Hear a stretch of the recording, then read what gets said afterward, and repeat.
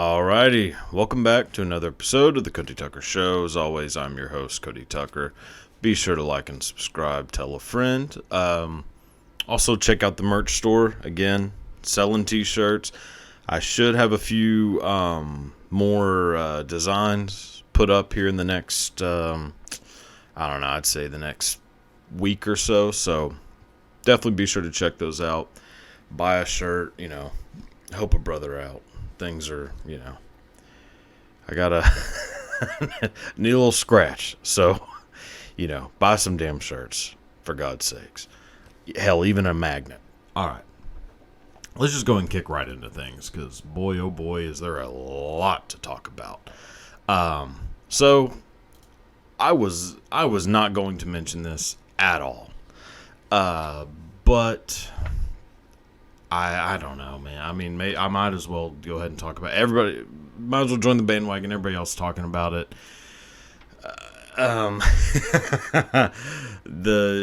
Armageddon is near. The end days are upon us.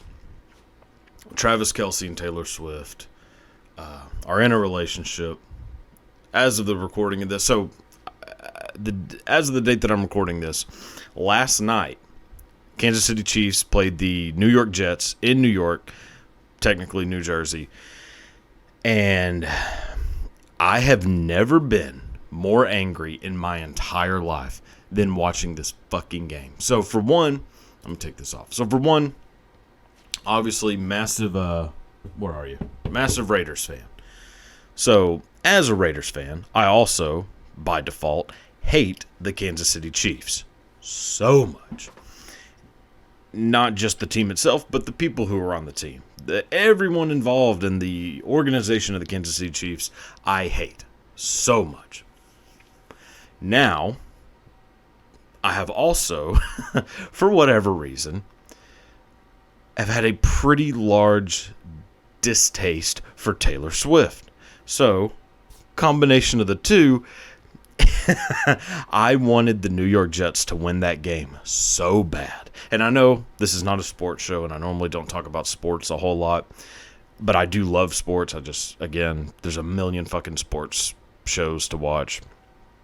I don't want to try to, move in on any of that, so I just stick to, really just talking about whatever the fuck I want to. And as of right now, that's going to be probably for the next, I would say, 6 or 7 minutes. That's going to be me shitting on Travis Kelce and Taylor Swift. So, if you're a Swiftie or a Kelce, might want to skip forward a little bit. So, So that game was absolute bullshit. If you didn't watch it, towards the end of the game, New York Jets somehow staying in it. Boy, did Patrick Mahomes and Travis Kelce look like absolute dog shit that entire game. And I wonder if that has something to do with the fact that Taylor Swift is a fucking succubus who takes out all of the joy in a person's life, sucks it into her fucking decrepit soul, kicks them to the curb, and then uses that to make $1 billion writing horrible music for 13-year-old girls. And, for some reason, 50-year-old women who still kind of wish they were 13-year-old girls. That's just my theory. I have no evidence to back it up, but, succubi could possibly not be real. If they are real, Taylor Swift is leader of said succubi. So, I already was going into watching this game assuming the Chiefs were going to fucking dominate the New York Jets. Zach Wilson looks like he's about 10 years old and also makes the same decisions that a 10-year-old would make if they were somehow plopped into the middle of a NFL franchise. So, naturally, I'm thinking Chiefs this is going to be a fucking blowout. And which is a shame because as a Raiders fan, I need all the fucking joy I can get because I'm not getting it from these sons of bitches. So maybe if the Chiefs can lose a game, I'll feel a little bit happy. Well, game actually starts getting very competitive. Chiefs start getting like, they just look fucking horrible. Patrick Mahomes and Travis Kelce do not look like the typical Patrick Mahomes and Travis Kelce that you would normally see on a Sunday evening. Now, again, has to be because there is a demonic force sitting in a fucking VIP box staring down on that field. And boy, is it something. Now, granted, also, like, Ryan Reynolds was in that box and Blake Lively was in the box. A lot going on in that box. All I'm saying is, like, Travis Kelce's career might be over with. So I actually should become a massive Taylor Swift fan because this might be... Now, granted, the Chiefs obviously won. And boy, is that a bit controversial. So, to back up to what I was going to say, towards the end of the game, Jets have a pretty good chance of coming out with a win. And there's one missed call that is absolutely fucking horrendous. And then there is a call on the Jets defense for a defensive holding that is also one of the worst calls I've ever seen. And knowing how look, I love the NFL. I love football. It's my favorite sport. I mean, I love hockey and basketball as well. Baseball can take a fucking hike, but hockey and basketball are, I'm a fan of those as well. But I am obsessed with football. Not even just the Raiders. I mean, obviously Raiders fan, but like I'm fucking addicted to Red Zone and NFL Sunday Ticket. It's the greatest invention ever made. And so my Sundays are me doing absolutely nothing but getting ungodly angry at people who are somehow younger than me, which that's really when you start feeling old, is whenever you realize that all the people in the NFL for the most part are younger than you, which is, that's a real shot to the dick. So, irregardless, watching the game, there's clearly Roger Goodell is, channeling his way in there saying, Chiefs need to win this thing. we cannot have all these new fans watching Taylor Swift to see her boyfriend lose a game. So make it happen. And then sure enough, there's the worst call I've ever seen. And yeah, Chiefs end up winning. Absolute bullshit. I almost recorded this episode last night because of like how fucking fresh it was on my mind. But there was like a 90% chance I would have had a goddamn aneurysm on camera, which, probably would have made the views go up a little bit, but, I wouldn't be around to know. So, yeah, weigh your options. So I decided to do it now, and I'm still real pissed off about it. Now, at first I was like thinking, so first in my head I was kind of thinking like, this is a pretty fucking good move by Travis Kelce. As much as I hate, again, cannot stress this enough, I hate the Kansas City Chiefs. And as much as I also hate Travis Kelce being a part of the Kansas City Chiefs. Now, if he was on any other team in the NFL besides the Broncos and Chargers, if he was on any team that is not in the AFC West, hey, I'd love Travis Kelce. I'd be glad to see him on every fucking commercial on TV. I'd be like, hey, good for you, bud. No, I'm not doing that now because I hate the fucking Chiefs. So, when, whenever I see that he's, with Taylor Swift, I'm like, God damn, like, this is probably a pretty good move. His jersey sales went up 400%. That's pretty good. Granted, his playing has dropped off drastically. So that has, seeing what the Swift effect has happened on Travis Kelce is making me realize that, like, this is how the Raiders can stand a chance against the Chiefs. The Raiders need to start blind dating, like setting up blind. The Raiders need to start setting up blind dates for the Kansas City Chiefs to just start banging pop stars. And granted, I know some of them are married already. Fuck it, ruin the marriage. I need Patrick Mahomes needs to dump his fucking asshole wife, Brittany Mahomes.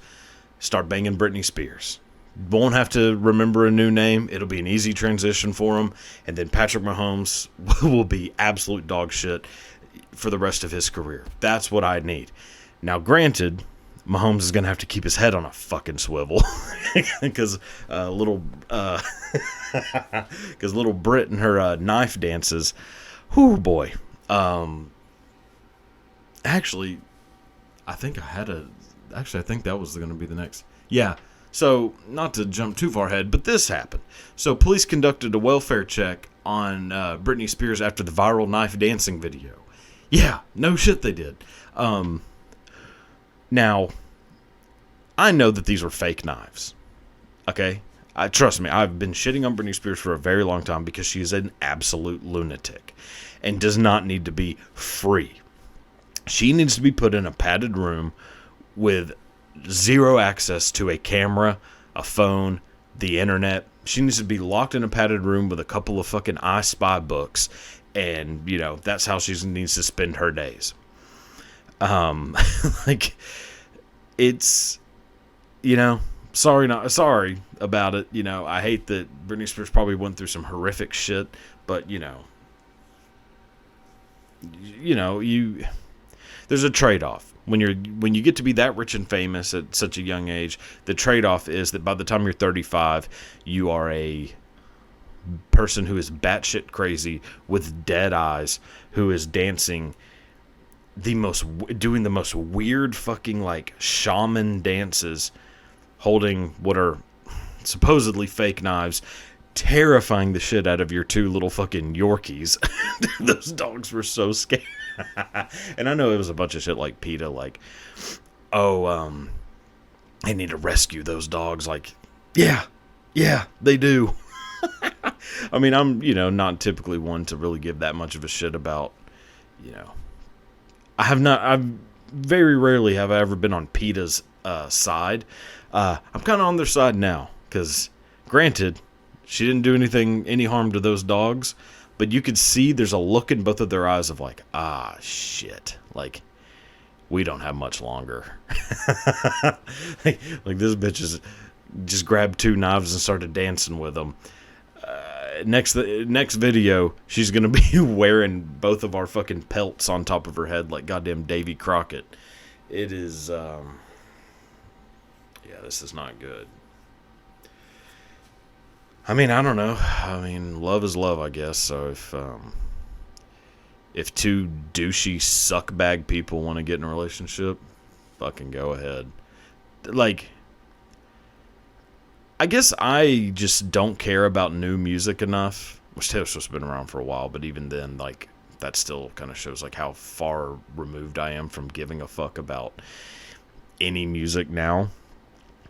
But like, I was very unaware of how big Taylor Swift is until her popping up into my world. She has invaded my Sundays, and I do not fucking like it.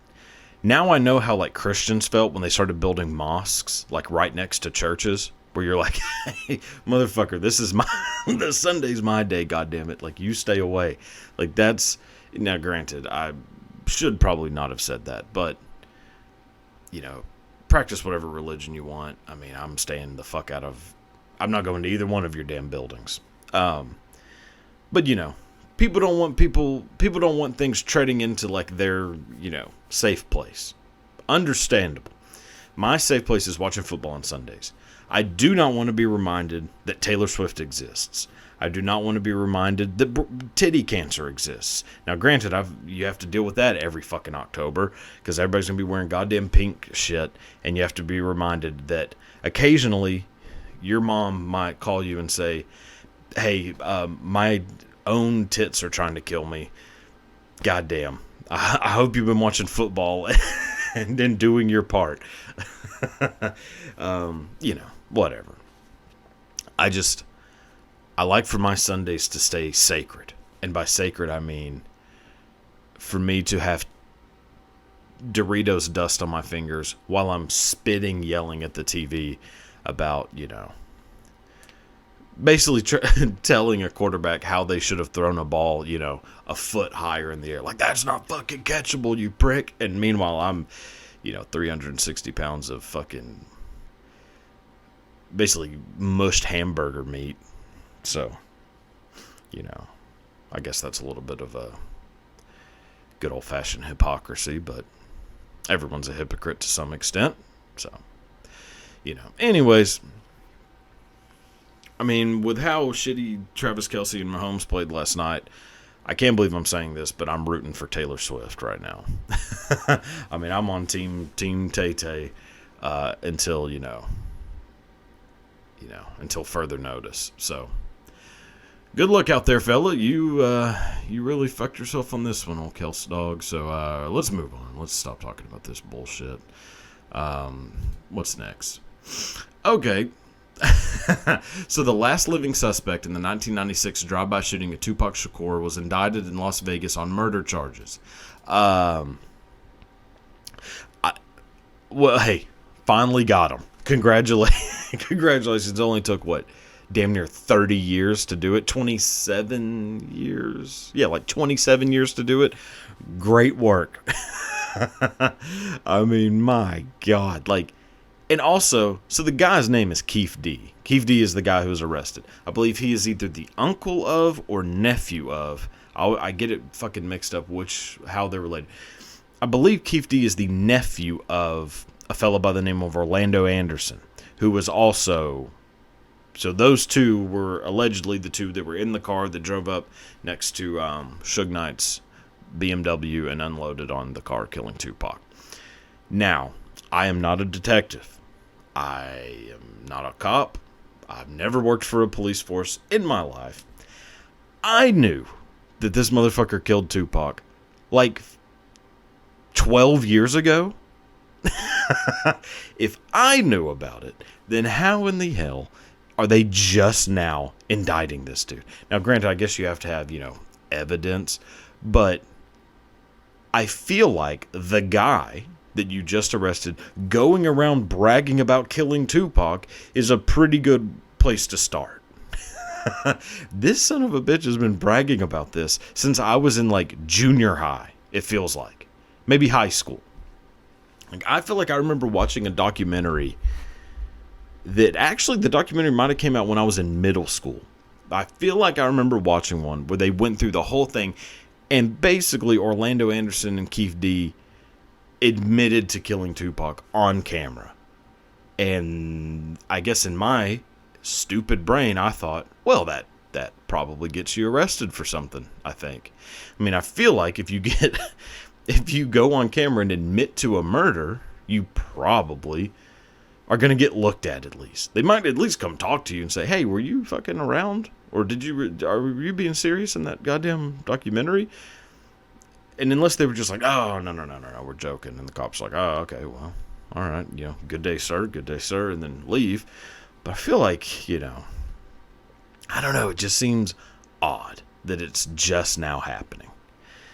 Especially after Orlando Anderson, who I think, if I'm getting my story right, I think Orlando Anderson was the actual shooter. So I think Keith D was driving the car, and Orlando Anderson was shooting. I think that's right. Well, Orlando Anderson died a couple years ago. So, and he's the main fucking dude. But also, I think this opinion, this might be a bit of a hot take. I did not think it was, but then I shared it with a few people, and boy, they did not seem to be on the same page I was on. So I guess I'll just share it now and we'll see. Tupac, in no way am I questioning the talent and impact of Tupac Shakur. Arguably top 5 greatest rappers of all time. Probably top 3 most influential. Seemingly beloved by everyone. Only becoming more beloved after his death. Blah, blah, blah. Everybody loves Tupac. He's the inspiration for everyone. He had this coming. He 100% brought this shit onto himself. Now, if you look into, which I spent way too much time digging into the conspiracies around Biggie, Tupac, I just going down a fucking rabbit hole of, goddamn, I guess the LAPD really did kill these motherfuckers. And Suge Knight and Diddy might have also had something going through all this shit. I'm oh my God. Now, I'm not saying that I believe that, like, there's the theory that Suge Knight hired these guys to kill Tupac. Now, that seems to be as bad shit nuts as Suge Knight is. I doubt that he, being a real big ol' sumbitch, would hire two guys to pull up to his car while he's driving and shoot into his car to kill Tupac, knowing that he is right next to him. And Suge Knight's body mass, a whole lot bigger than Tupac's body mass. So all the strays are hitting Suge Knight. Well, Suge Knight did get shot, I think. I don't want to say a number because I'm not sure if it's right. I know there was like one that grazed his head, and I think 2 or 3 times Suge Knight got shot. So yeah, not claiming to be some kind of forensics genius, but I don't think that that's what happened. What seems to be the truth of that whole situation is that Tupac Shakur grew up with a mother who was a Black Panther. Very socially aware, very intelligent person, but obviously, public knowledge, had some issues of her own. Like drug abuse, jail time. Tupac's mom had some issues. And I'm not judging her, just what it is. Tupac grew up in a very it's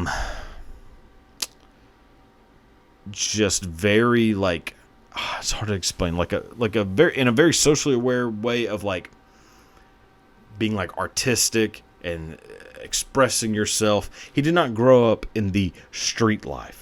Like Tupac went to a performing arts school where he went to school with Satan herself, Jada Pinkett Smith. And that is where she cursed him to die at a young age.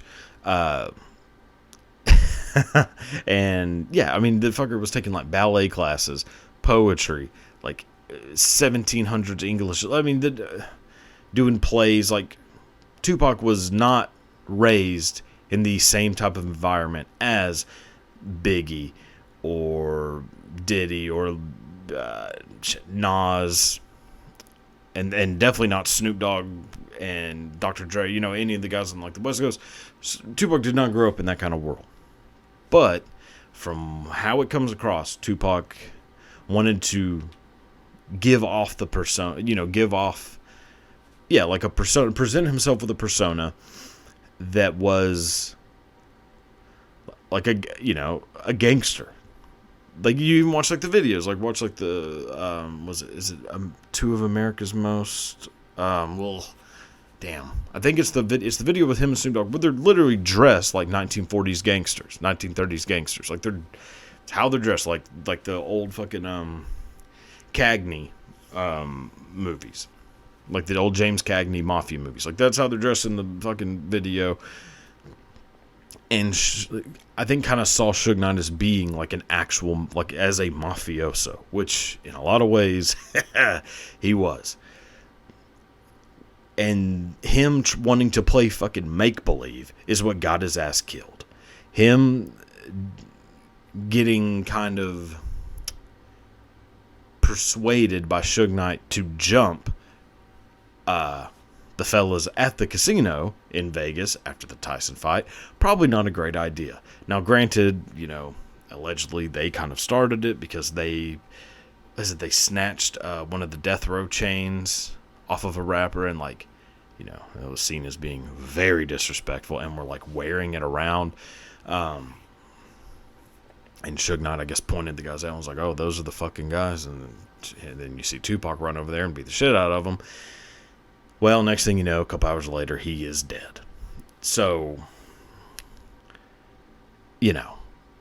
maybe he should have just stayed his ass at the Performing Arts Academy and kept doing movies. Which, granted, also a hot take, horrible fucking actor.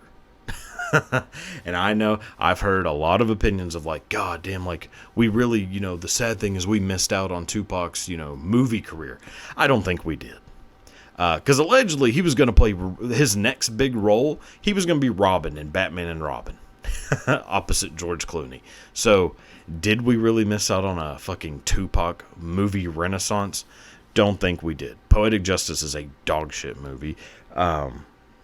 well, not really a dog shit movie. He's just not good in it. And you watch Juice, and it is one of the most unintentionally funny movies ever made because of how horrible Tupac is in that movie.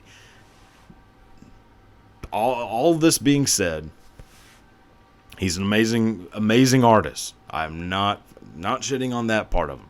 He's just a shit actor who made horrible, dumb decisions trying to pretend to be something he wasn't. And, you know, I hope Keith D goes to prison for the rest of his life because he still murdered a fucking icon and has been getting away with it for 27 years while also bragging about it every chance he gets. So, you know, that's that. Let me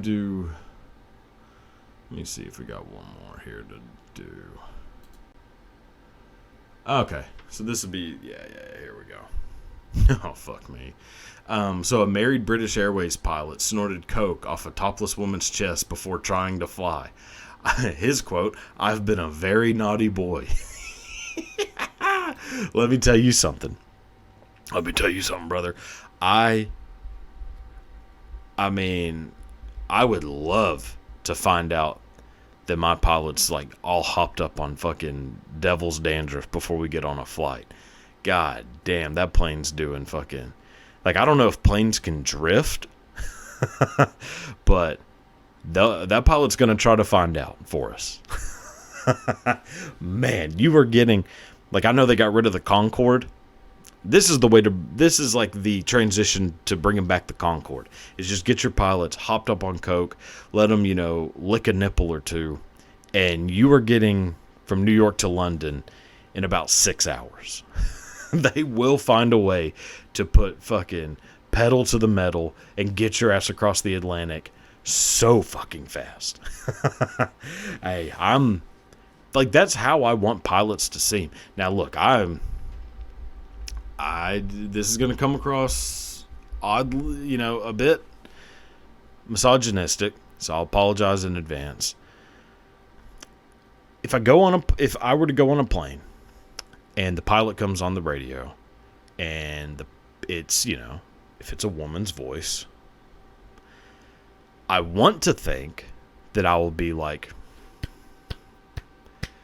standing ovation. We're proud of you. You are, you know, you are overcoming all this, you know, you're overcoming a lifetime of adversity to sit in that cockpit. But I think the reality is that I'd be like, hey, is there a later flight? Sorry. I don't know. That's the, you know, that's just the shithead in me that needs to, you know, I'm sure I need to break out of that at some point. But I don't think I ever will, so I might as well embrace it. I'd feel real skeptical if that fucker wasn't a dude, or at least, like, you know, like, white men get a bad rap. And it's pretty justified, actually. Actually, as soon as I'm saying this, I'm like, well, we have done horrible shit to people for a long time. So I guess it is probably the right call to, you know, hate white men. The only place where I still think we belong is flying planes. Everything else, you can fucking replace us. I mean, there's no reason why a doctor... I mean, hell, doctors, like a lot of the doctors who come from, like, other countries who study their asses off medical school, they're the best doctors in the country. Teachers, doctors, nurses, lawyers. There's no reason why any gender, race, culture, religion can't do any of that shit. Flying planes, it's just got to be us for a little bit longer. We got to hold out on that one. You know, I'll put my foot down on this. Like, hey, take over everything else. Kick us all to the side. We deserve it. We're assholes. But just let us keep flying planes for a little bit longer. And occasionally, if one of them wants to snort a little bit of blow off of some whore's titties, then hey, that's just the price of doing business. You know, like if you hired somebody to paint your house and they were like the best painters in the world. Like they got that shit done so quick. But every once in a while, when you walked out to, check on them and ask them how they're doing, if they had 2 trails of white powder going from nostril to lip, I mean, are you going to tell them to go away? Or are you going to be looking and go like, God damn, they painted half this fucking house in 30 minutes. Holy shit. Like, I think that might be more than one coat. Like, yeah, I'm saying, go ahead. Right now, we're handling business. So they definitely shouldn't be drug testing pilots for, they shouldn't be mad if it was coke. Now, if this dude was doing heroin or PCP or something, like if he was going a little too overboard, you definitely don't need some dude falling asleep or, thinking that his testicles have turned into, goblins and is trying to rip them off and, throw them into the aisle. But a little bit of blow just to, just to feel God for a second. Yeah. You were flying at 30,000 feet in the air.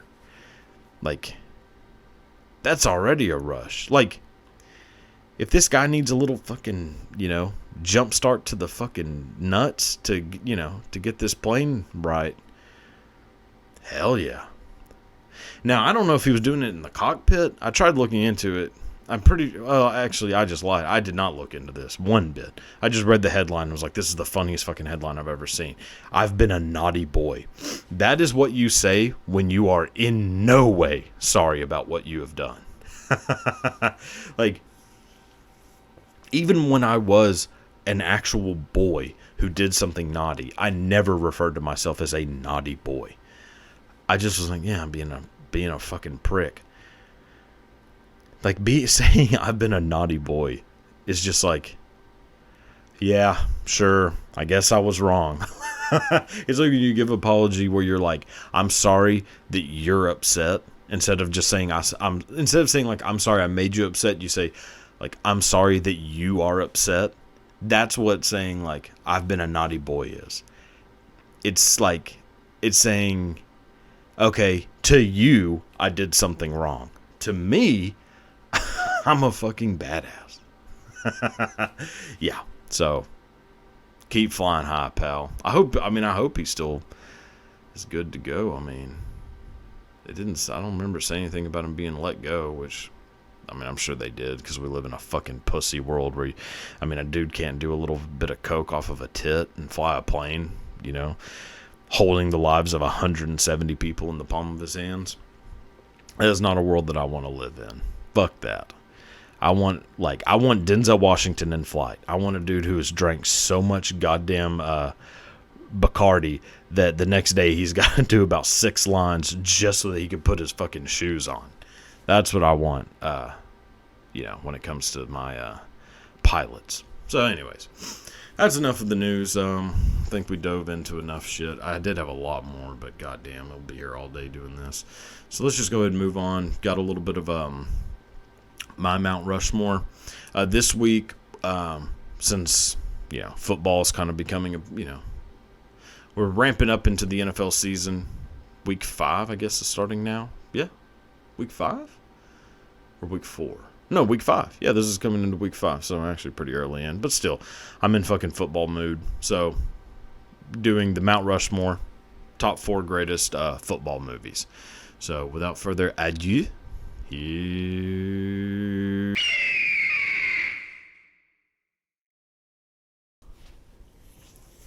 All right, so here we go. So now we're going to do my Mount Rushmore, doing what I think are the 4 greatest football movies of all time. Now, you may agree, disagree, perfectly fine. Leave a comment, tell me what you think.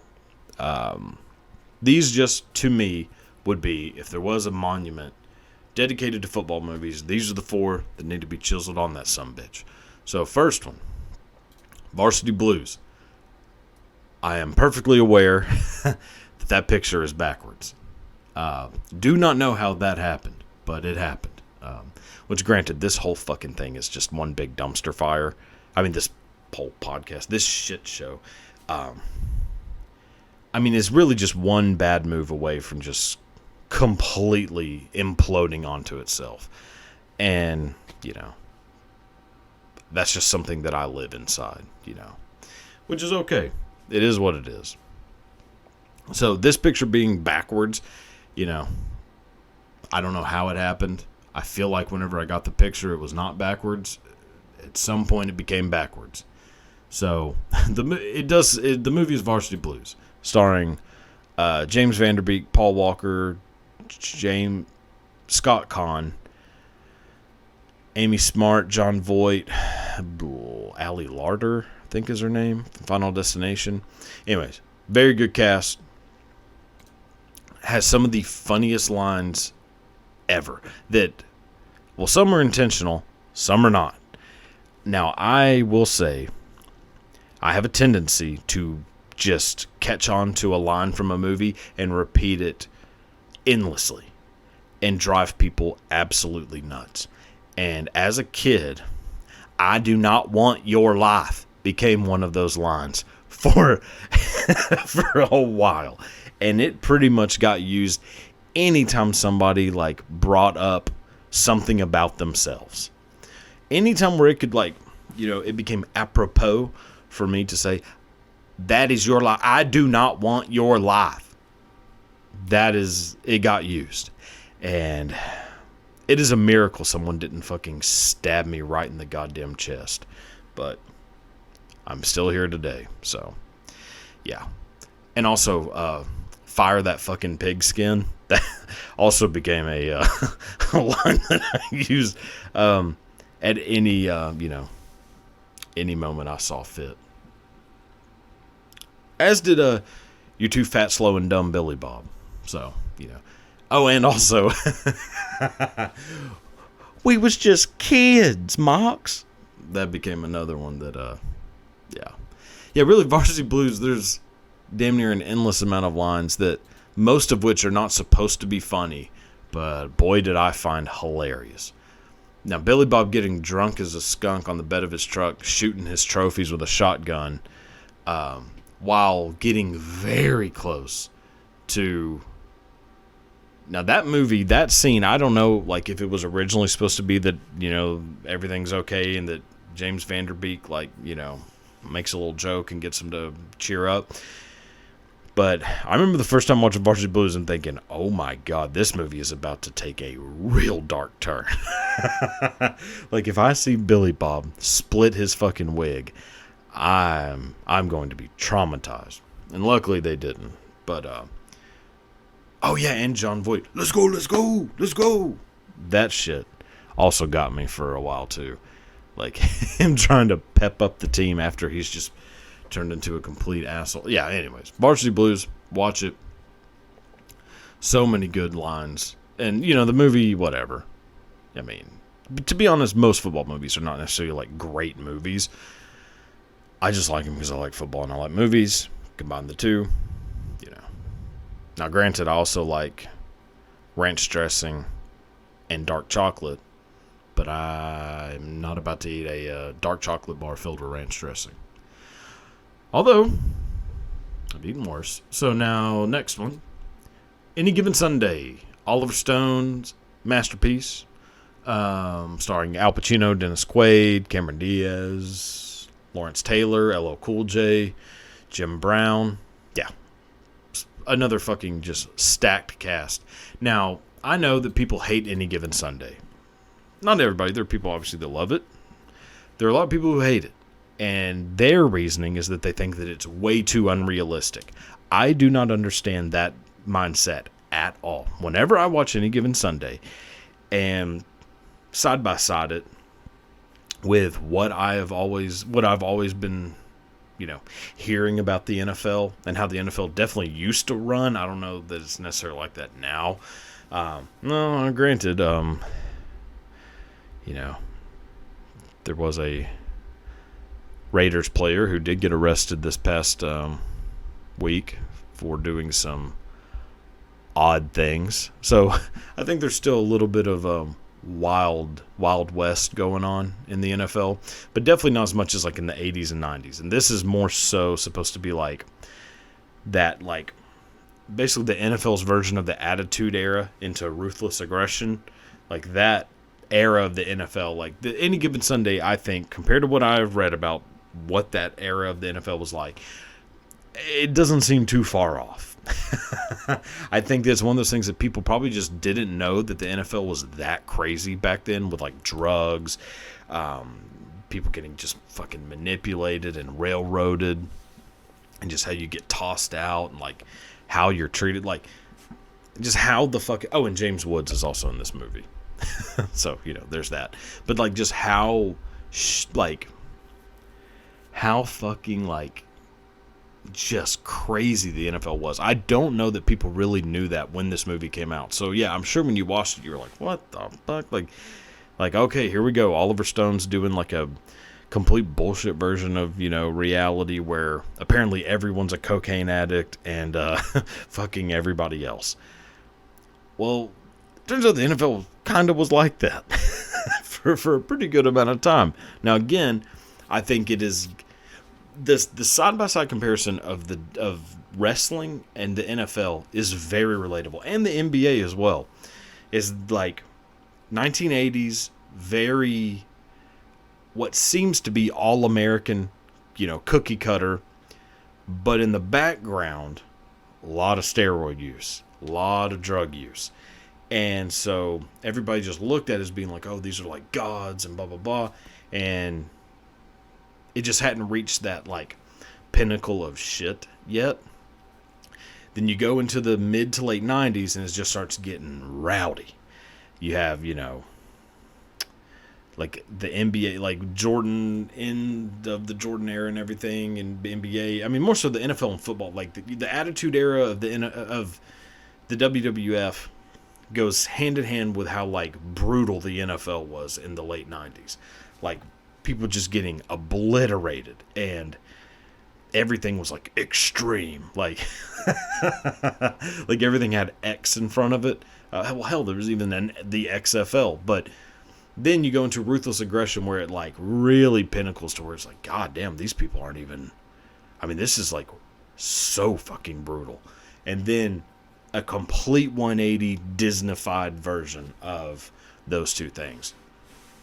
And I think the NFL is 100% in that, just like wrestling is. It's just that when wrestling does it, it sucks ass. And when the NFL does it, people don't end up killing themselves in, the stadium's parking lot. So, that's that. So Any Given Sunday, if you haven't seen it, watch it. And that's basically, that pretty much sums up what it's like to be in the NFL back then. Again, not necessarily so much now. So anyways, moving on. The Replacements. Somewhat a true story of the lockout, where a couple scabs on the Washington R words, came in, played on the team, and they were basically replacement players. Then, when this come out? 2001. Make the movie with Gene Hackman, Keanu Reeves, what's the fucker's name? Made Iron Man, Jon Favreau, Reese Ifans, I think is his name. The other guy, the kicker. I'm bloody Welsh. So, boy, that was a bad impression of that. Oh well. What is his name? Orlando Jones? Yes, Orlando Jones, who was in Mad TV. Anyways, Replacements. One of the greatest like feel-good movies ever. Like a movie that I 100% can put on at any given time. I'm not even gonna make the pun. So at any time I can put on The Replacements, and I'm watching it. Doesn't matter what part of the movie it's in. Like I've seen it so many times, I like know exactly what's gonna happen, and I'm like, oh, this scene's coming up, and I'm just I'm watching the movie. I love movies with like an ensemble cast where like each person has like their own shtick, if that makes sense. And Any Given Sunday is God damn it, not Any Given Sunday. The Replacements is 100% that. Like you have Jon Favreau, a cop who 100% normal, very quiet, and then as soon as he gets on the football field, is an absolute fucking maniac. I guess like you could say like kind of similar to like a Brian Urlacher. I mean, you have an ex-con who's coming in. You have Orlando Jones, who's like a shitty thief. Reese Ifans, a Welsh soccer player who owes money to the mob, basically. Like, I don't know. The whole idea of it is fucking awesome. And Keanu Reeves as Shane Falco, to me, that is the greatest movie sports performance of all time. And that's even comparing it to He Got Game, where Ray Allen was in a movie. I think Keanu Reeves as Shane Falco is a more realistic, like, oh my God, this guy is actually really fucking good at sports. I think it even outweighs Ray Allen in He Got Game. And Ray Allen was in the fucking NBA for, 15 years? One of the greatest players of all time. Now, granted, Shane Falco did get offered by the Baltimore Ravens to come try out as a quarterback when this movie was being filmed. So, yeah, Keanu Reeves knows what he's doing. Now, granted, he played two of the greatest football, kind of like the biggest, disappointments of college football history. You have Johnny Utah, Shane Falco, Sugar Bowl, Orange Bowl. One's Sugar Bowl and one's, or is it Rose Bowl? Goddamn, I'm pretty sure that Shane Falco is Sugar Bowl. I think Johnny Utah blew out his knee in the, I'm pretty sure Rose Bowl. Doesn't matter. Either way, Keanu Reeves probably could have been in the NFL. And yeah, Replacements is awesome. The music's awesome. It's funny as shit, but not like overly funny. It's just like a super easy watch. So now let's move on to the exact opposite. Friday Night Lights. To me, now granted, Replacements is the most fun movie to watch out of the four. This is the best movie. Like, as a movie, this is the best one, without a doubt. Now, this one actually 100% based on a true story of the Odessa Permian high school football team of 1988, I believe. So there was this author.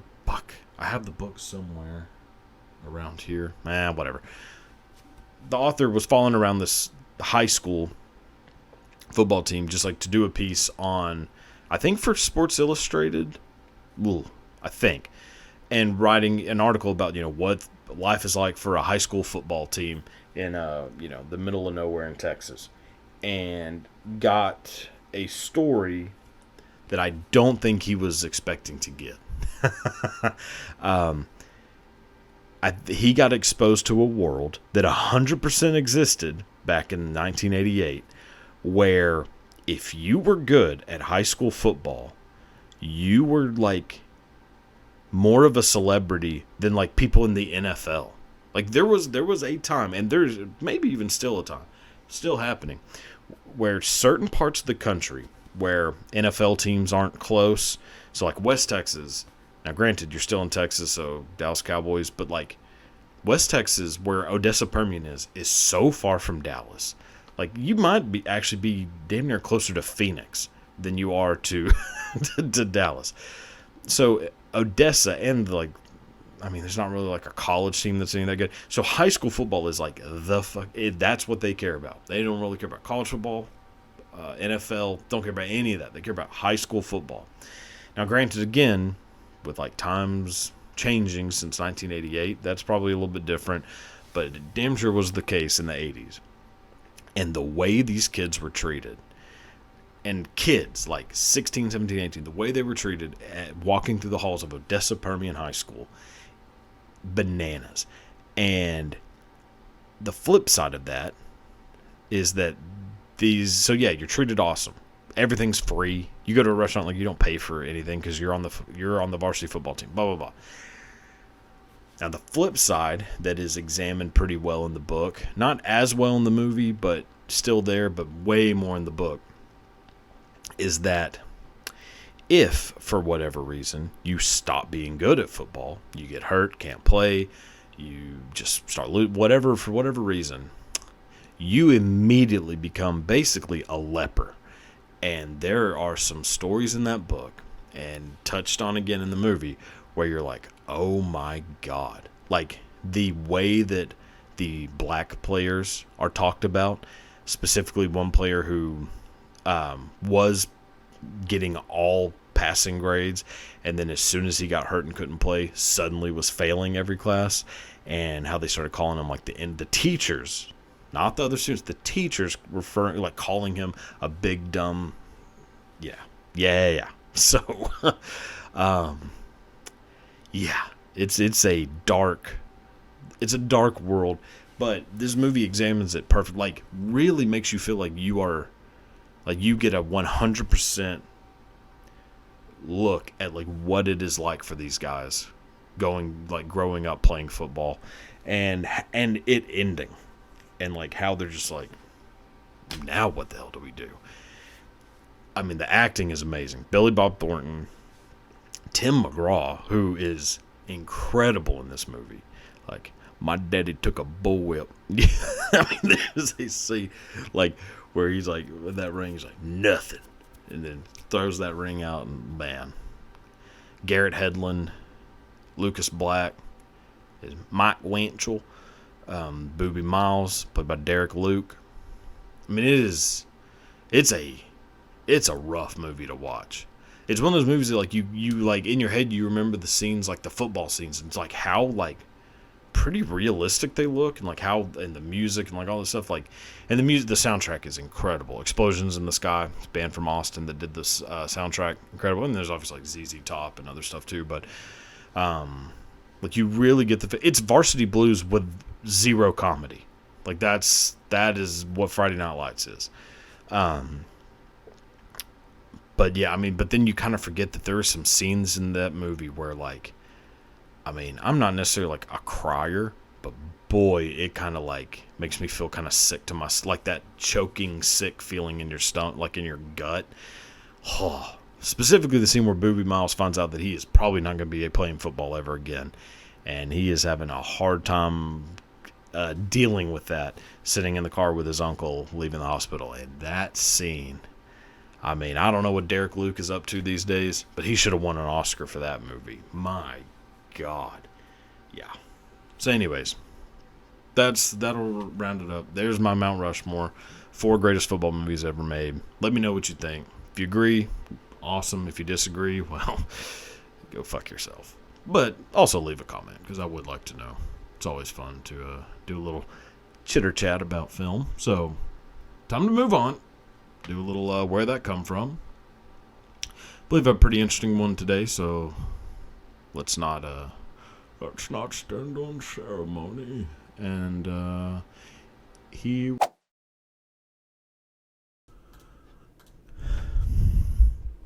all right, so now we're going to do the segment where that come from.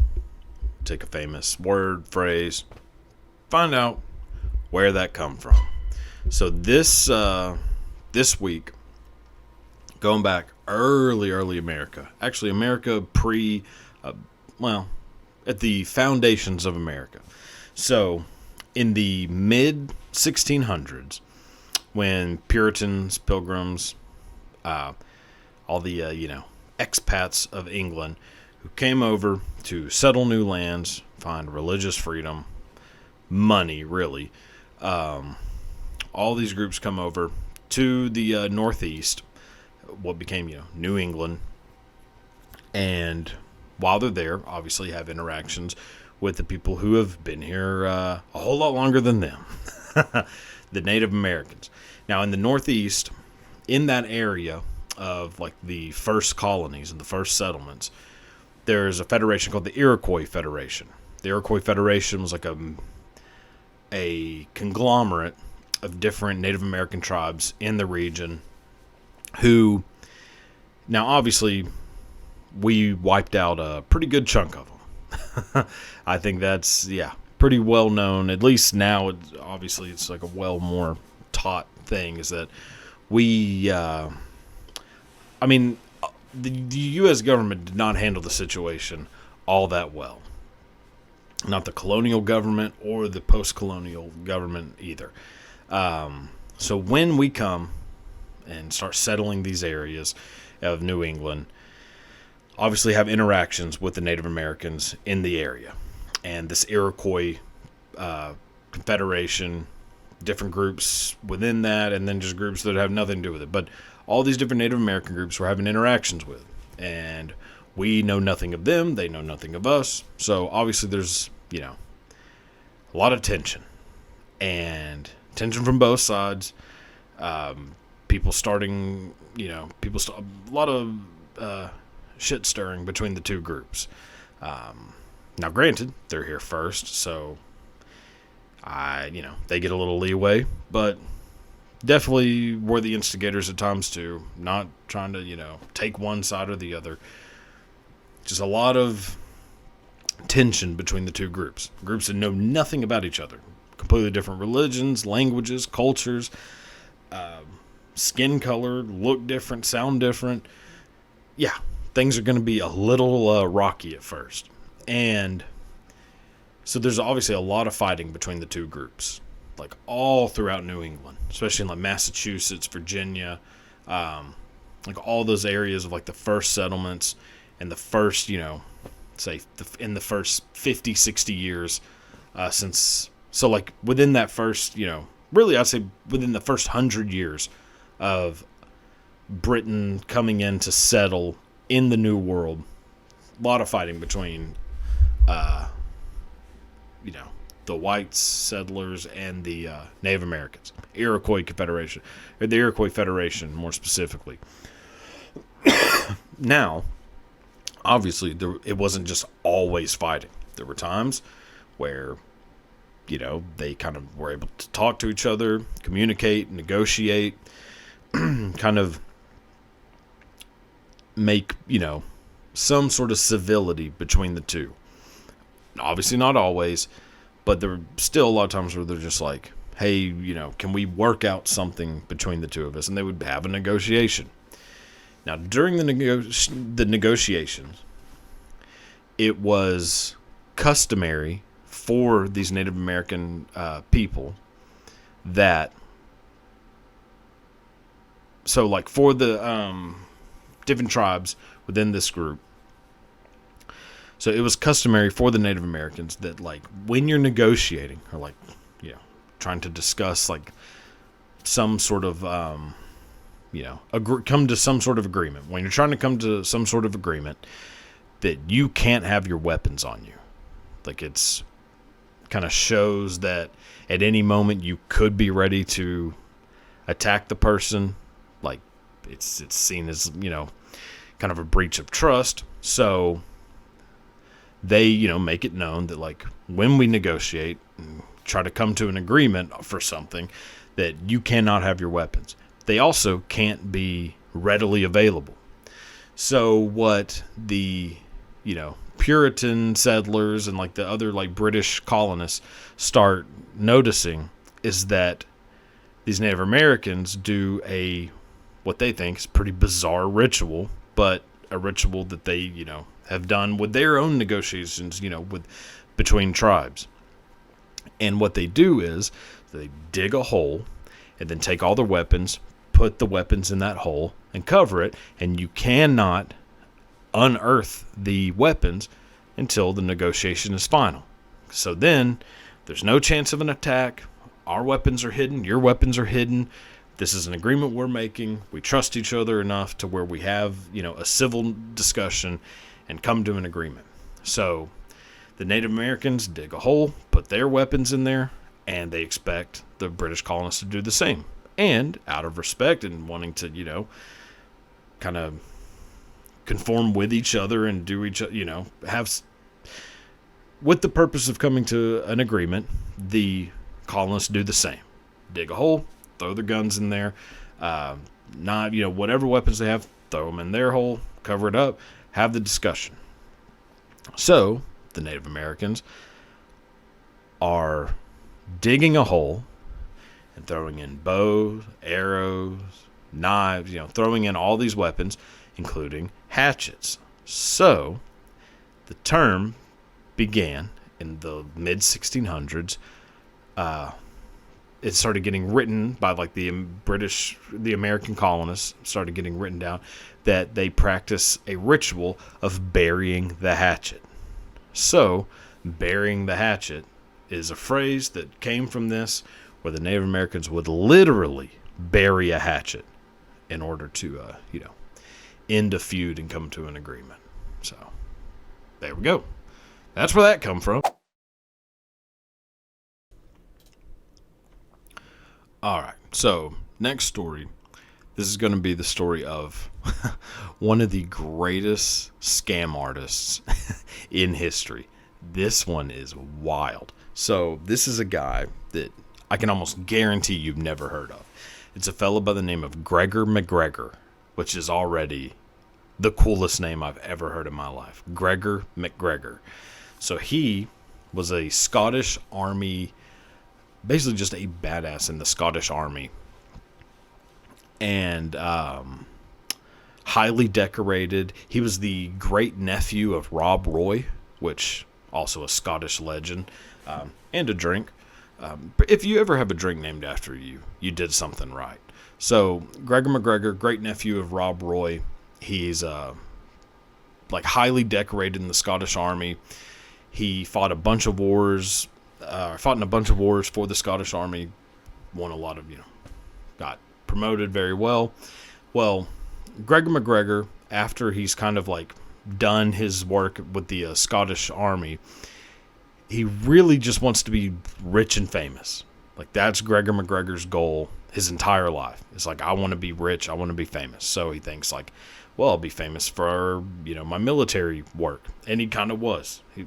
Gregor McGregor, pretty famous dude in Scotland at the time because of how highly decorated he was.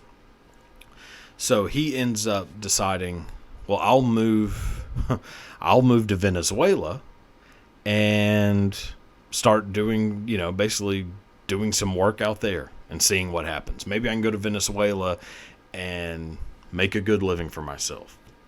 He goes to Venezuela from Scotland, and he ends up marrying the cousin of Simón Bolívar. So when he marries Simón Bolívar's cousin, he ends up becoming a pretty influential part of their army. And at this time, Venezuela is trying to fight for independence. So he ends up fighting for Venezuela's independence alongside Simón Bolívar. He's even made general by Mr. Bolívar. Well, after that, so in the meantime, while being part of Venezuela's military, he also ends up in the U.S. and in the state of Florida fighting for control of Florida from the Spanish. And so that ends up, he ends up getting all this acclaim within the Venezuelan army. But that whole idea of being rich has not left his mind. And at this point, he just starts embezzling money from the Venezuelan army. Right from Simón Bolívar, his, cousin-in-law, just starts embezzling a ton of money from the Venezuelan army. Simón Bolívar finds out and immediately is kill him. He wants Gregor McGregor killed. Well, Gregor McGregor ends up escaping Venezuela and moving to Honduras. And when he's in Honduras, he, in the meantime, is writing letters back to Scotland. In the letters he's writing to Scotland, he says that he has been given the title of cacique of a country called Poyais. So that's what he's writing in these letters, is that I have met these people of this country, Poyais, and they have given me the title cacique. Now, if you are having a hard time trying to picture where Poyais is on a map, it's because it doesn't exist on a map. It doesn't exist on a map because that country, Poyais, never existed. It was 100% made up. So Gregor McGregor is literally writing back to his friends in Scotland saying that he has been given a title, which cacique basically is almost giving a British person knighting a British person. Cacique is it's supposed to be this high title, and he says he's been given that title by the people of Poyais, a country that doesn't exist. And when he's writing this letter, it starts getting attention. People are wow, what the fuck? Gregor McGregor is like doing really good down there in in Central and South America. Like he's killing it. So Gregor McGregor ends up coming back to London, and when he goes to London, his goal is to get the British government, to fund a trip, like to basically fund a colonization of Poyais, and give him like millions of dollars so that he can basically create this like settlement in Poyais. And he comes back to London with the Constitution of Poyais, which is also completely fake, and claiming like that it's basically heaven on earth, that it's like this beautiful like rainforest jungle, like rich agriculture, like it's basically paradise. And so he's able to convince the British government to give him basically, like in today's money, millions of dollars to return back to Poyais. And when they do, hundreds of people are hearing about this and are wanting in on it. So they come back with them, and they're bringing all their money, like whatever money they have. These are people who, a lot of them are pretty desperate, like thinking this is going to be the chance for a better life. So they're giving, Gregor McGregor all of the money and possessions they have just to be able to come back with them and live in this paradise. So he's like, sure, whatever. So hundreds of people end up coming back with Gregor McGregor to Honduras. And it is a section to, well, what Gregor McGregor says is Poyais. It is this desolate jungle in the middle of Honduras that has nothing. I mean, it is unlivable. In the short amount of time after they returned back to Honduras, over 150 people, out of the hundreds of people who came back with them, 150 people died from starvation and disease. Because there was no chance of growing any real doing any real farming. There was no chance of making any kind of like civilization in this place. I mean, it is a desolate jungle that Gregor McGregor brought these people back to, and 150 people ended up dying. Now, you might be thinking, well, Jesus, by now Gregor McGregor has to have been getting caught and is probably, spent the rest of his life rotting in prison. You would be wrong. So Gregor McGregor ended up getting off scot-free, moved back to Venezuela, lived the rest of his life in Venezuela, doing great, with millions of dollars given to him by the British government. And yeah, nothing ever happened to Gregor McGregor. Lived a beautiful life in Venezuela like a king. So yeah, sometimes things just work out for horrible people. And that happened to Gregor McGregor. So, all right, let me move on to the next one. Here we go. All right, so now moving on to a little bit of half-ass history. I have 3, I think, very fascinating stories to go over that I think you'll like. So the first one, boy, I feel like I have mentioned this, segment of American history quite a bit, but I'm fascinated by it, and there's damn near an endless amount of information to go over. So, it involves one of the most famous action film stars of all time, and one of the most famous murders in American history. So, in the late 60s, there was a fellow by the name of Jay Sebring. Jay Sebring is a celebrity hairstylist to the stars, Jim Morrison, Steve McQueen, like all these people. Jay Sebring also took martial arts lessons. Now, the person that he took martial arts lessons from was a guy very unknown at the time, but it was a guy named Bruce Lee. Now, Bruce Lee, Jay Sebring, they get along very well. Jay Sebring is like, oh, Bruce Lee, you should be in movies. Like, you're very talented. Like, you have a lot of charisma. You could easily be in movies.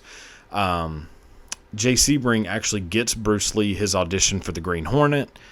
That becomes Bruce Lee's launching point, to doing all these like amazing films, ending with Enter the Dragon. So Bruce Lee and Jay Sebring strike up a friendship. Jay Sebring's like, hey, I want to introduce you to a friend of mine she's going to be doing this movie where she has to do like martial arts, and this would be great if you could like give her instructions on how to do on martial arts, make her, give her some lessons. So Bruce Lee's like, sure. Well, the woman that Jay Sebring is referring to is the young actress Sharon Tate. Now, Sharon Tate is filming this movie called The Wrecking Crew. In the movie, she, has to do a lot of karate, martial arts. So Bruce Lee's giving her private lessons at her home on Cielo Drive very regularly, like for hours at a time. Now, at this time, Sharon Tate's husband, Roman Polanski, is off out of the country filming a movie. So it's basically just Bruce Lee and Sharon Tate at the house alone all the time, where Bruce Lee is legitimately teaching her martial arts, and she becomes fascinated by Bruce Lee and is even like telling Roman Polanski, like, God, you need to like meet this person. And she's doing the same thing to Bruce Lee. She's telling Bruce Lee, like, oh, you should train my husband, like he would be fascinated by you. Like everyone who runs into Bruce Lee is just enamored by him. So Sharon Tate, she strikes up a friendship with Bruce Lee, where Bruce Lee's at her house all the time. Now, fast forward a little bit. In August of 1969, Sharon Tate, Jay Sebring, and two of their friends, Abigail Folger and Wojciech Prokowski, are at their house, that same house where Bruce Lee allegedly earlier that day had been giving Sharon Tate lessons, or at least like had been meeting with her earlier that day. So allegedly, Bruce Lee was at the house this day, earlier in the afternoon, meeting with Sharon Tate. That later that night, they go out to eat. Sharon Tate and her three friends go out to eat. They come back.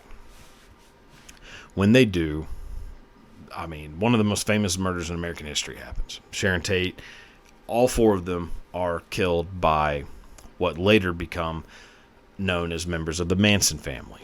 Now, obviously, no one knew who killed Sharon Tate, Jay Sebring, Abigail Folger, and Wojciech Prokowski at the time. There's zero idea of who it might be. Tons of suspects, lots of suspects, but no real idea of like who actually did it until a little bit later, whenever obviously Charles Manson's arrested.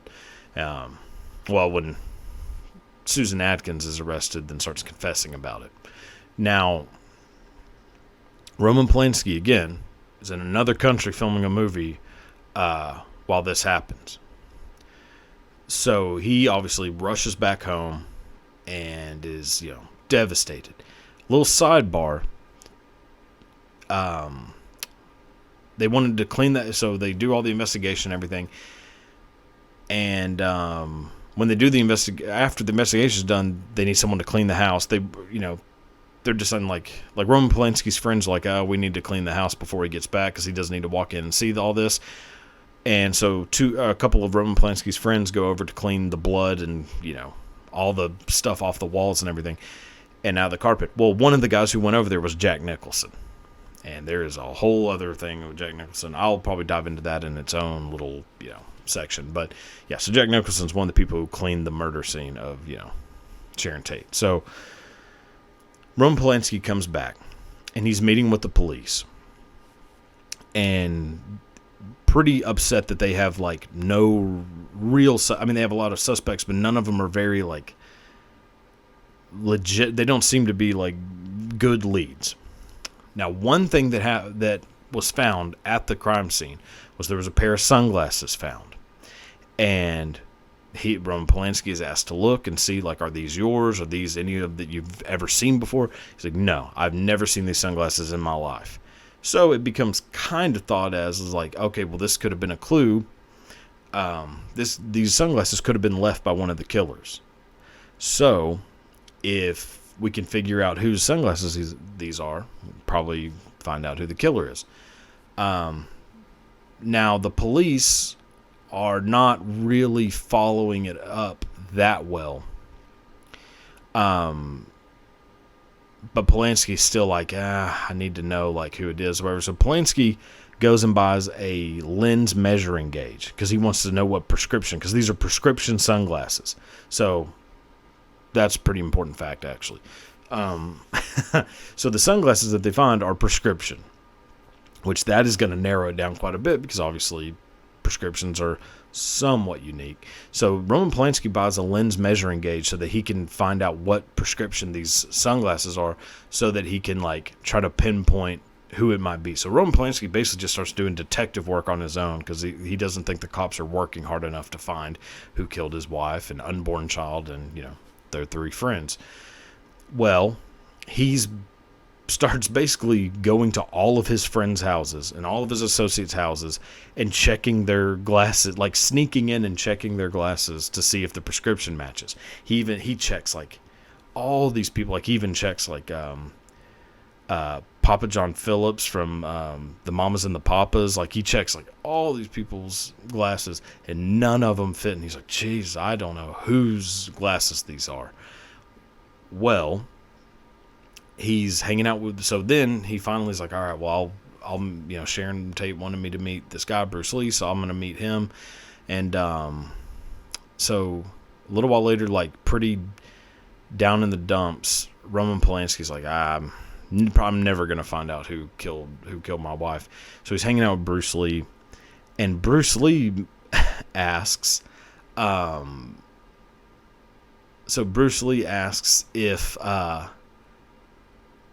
if he's seen his sunglasses anywhere. Bruce Lee is like, oh, yeah, a few months ago, I lost a pair of my sunglasses, and I think I lost them at your house. So Roman Polanski's like, really? Like, he kind of plays it cool. He's like, really? You lost a pair of sunglasses at our house, huh? And so to Roman Polanski's all kind of fitting in because it was, like, also said that, like, the person who did this had to be somebody who was like very physical, very like savage, like could easily, restrain 4 people. They didn't know how many people were involved in the murder. So like Bruce Lee starts becoming, to Roman Polanski, a very legitimate suspect. So Roman Polanski's like, oh, you lost your sunglasses? Well, it's fine. We can go get you new sunglasses.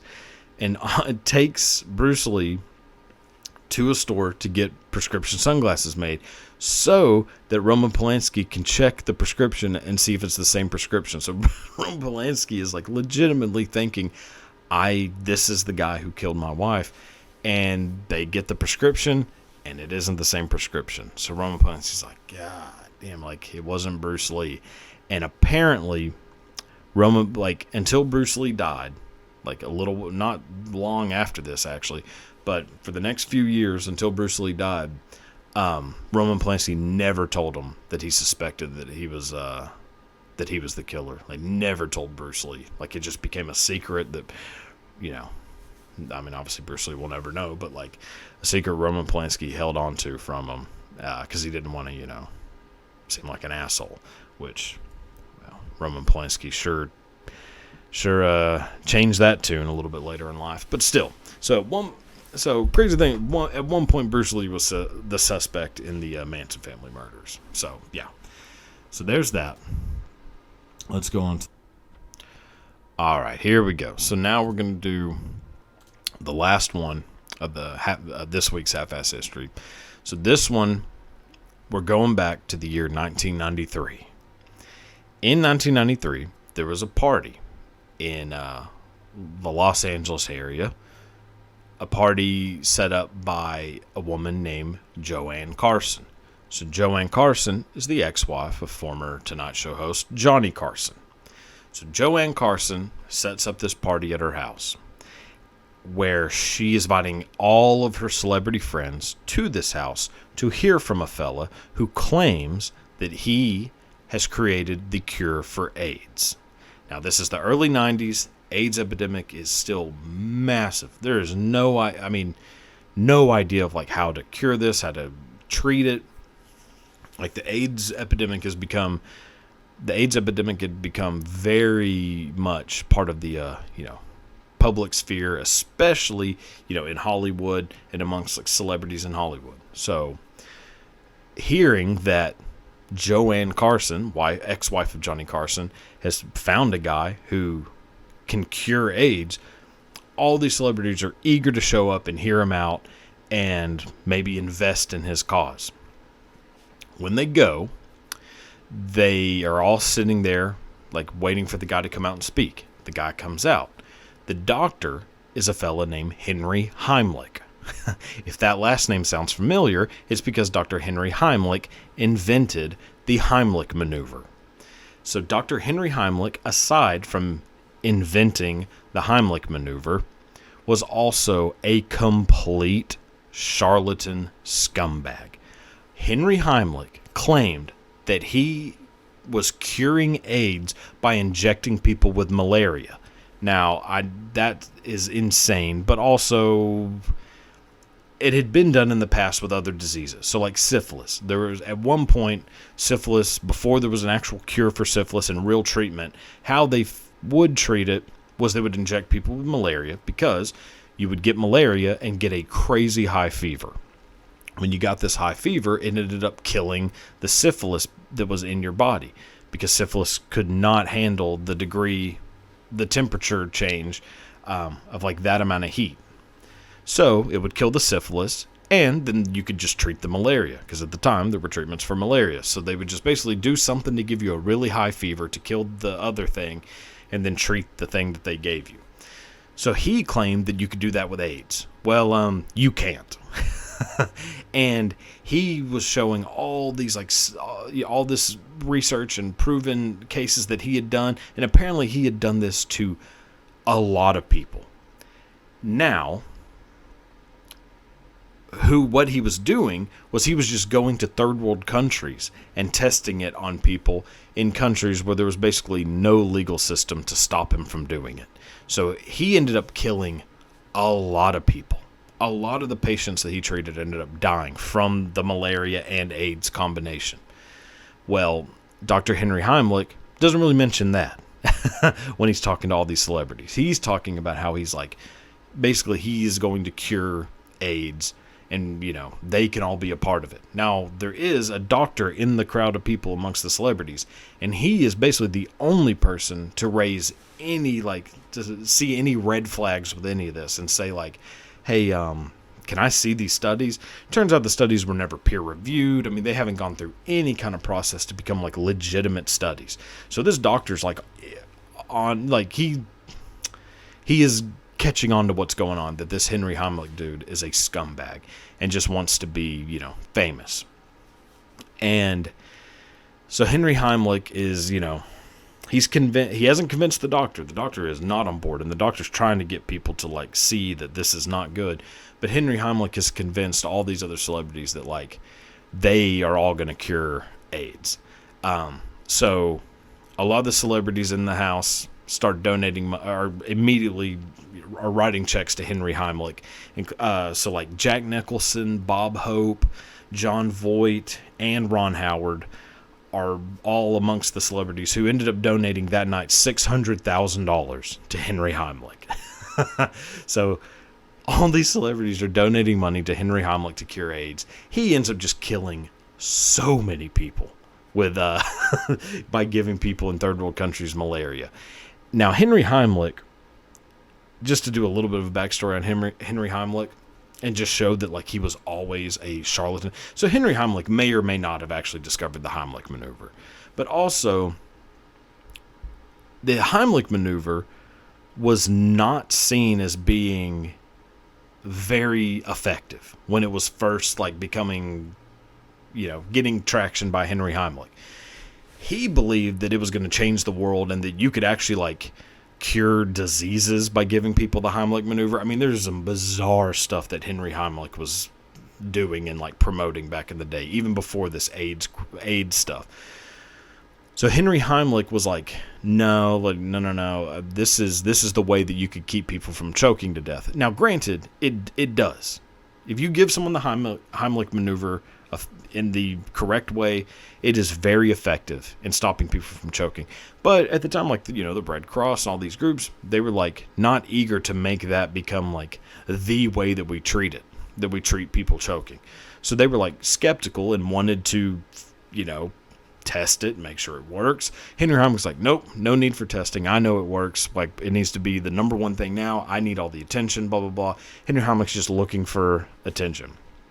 Well, instead of just going about it, the way that most most acts of medicine go, going through the proper channel. Instead of going through the proper channels, Henry Heimlich decides to get in touch with his cousin. His cousin was on the TV show Happy Days and basically worked his way into getting on set of Happy Days and showing people the Heimlich maneuver and showing how, like, it's going to save everyone's lives, and convincing the writers of Happy Days to incorporate the Heimlich maneuver into an episode of Happy Days, and thus making it, getting it seen by millions of people. And then that's how the Heimlich maneuver became, this massively, like, well-known, taught thing. It's because Henry Heimlich basically just connived his way into it the same way he connived all these celebrities into donating over $500,000 into, giving people in third world countries malaria to cure AIDS. Henry Heimlich also claimed, like, throughout his entire life, claimed that the Heimlich maneuver could stop people from drowning. It doesn't. So if anyone tells you to give someone the Heimlich maneuver when a person is drowning, don't. It is actually super harmful. But again, Henry Heimlich, no, do it. Heimlich maneuver cures everything. Do it. And there's no telling how many people that Heimlich maneuver actually killed because people thought you were supposed to do it when people were drowning. But regardless, that's the story of Henry Heimlich. One of the, just a massive scumbag. But yeah, so hopefully you found that interesting. I think that'll do it for this week. Well, until next week,